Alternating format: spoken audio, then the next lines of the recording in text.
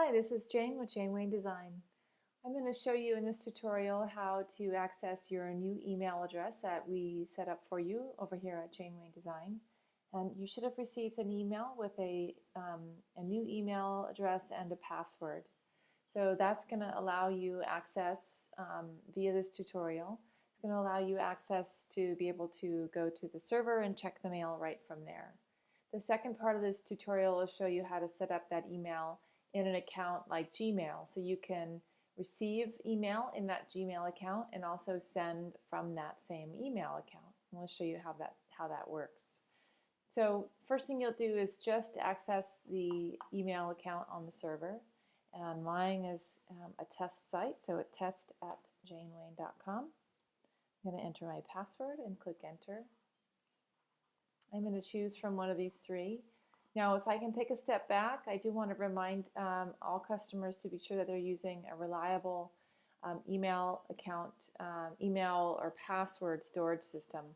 We like to use Workflowy. It's really easy to use. There's a quick 30-second tutorial that'll show you how to use it, and you might find it useful for all kinds of things, not just storing passwords. So it's also beneficial because you can check it.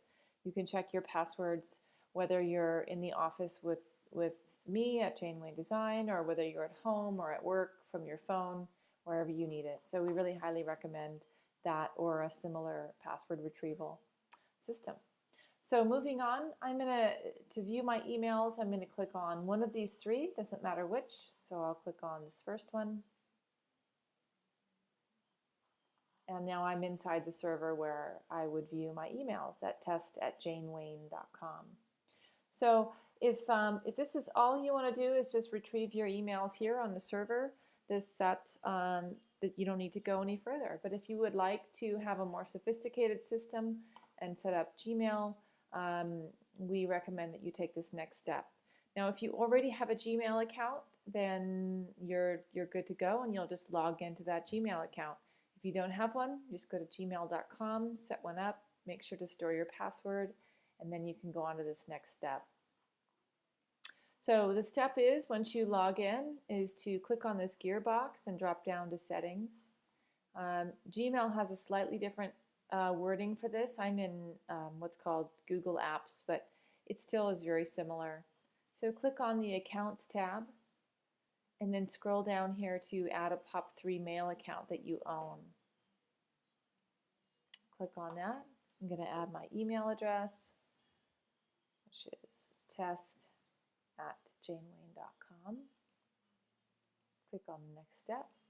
The username is the full email address, test@janewayne.com. My password is the same as the password for the server.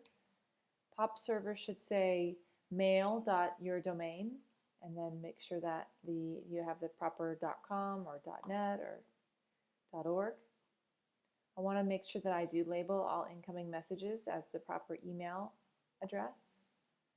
You can leave the port number there. I'm going to add this account. Now this next step is, yes, I do want to be able to send as test@janewayne.com. So I'm going to click on this next step. This is just the name that is displayed, your email address.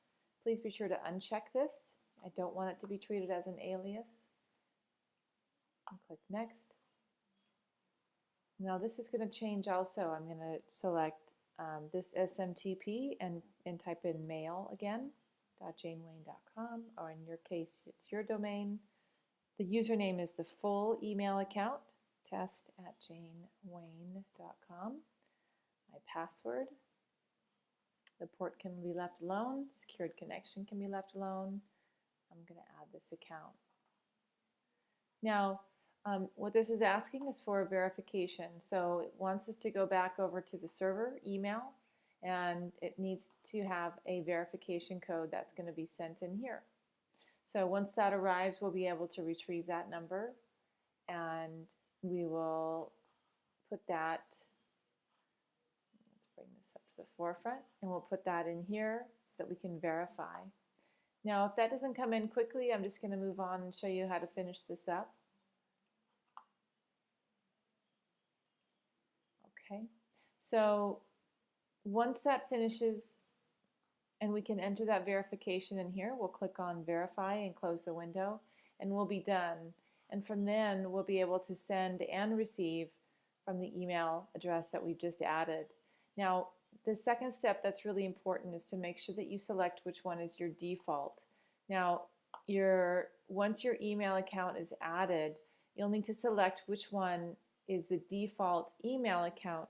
So when you create or compose a new email, it will automatically default to that primary email address, whichever one that is going to be for you.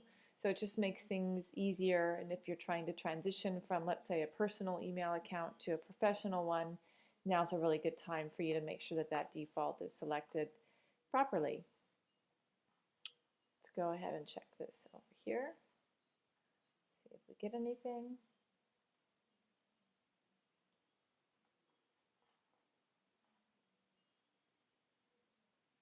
Make sure we're in test@janewayne.com. Yep, sure are.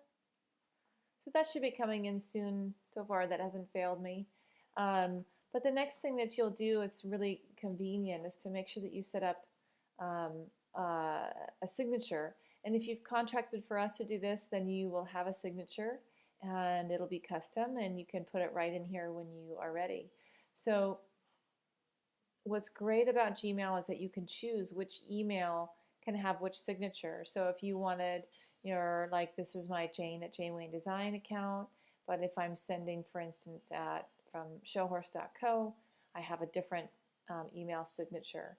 So it's just a really, really nice feature that allows you some flexibility if you have more than one business that you're answering and returning emails from. So I still don't have an email or a verification code in here, so I'm going to assume that's going to be coming very soon, and when it does, I'll put it in here and verify and we'll be good to go. Thank you so much for watching. I appreciate your business and thanks for using Jayne Wayne Design.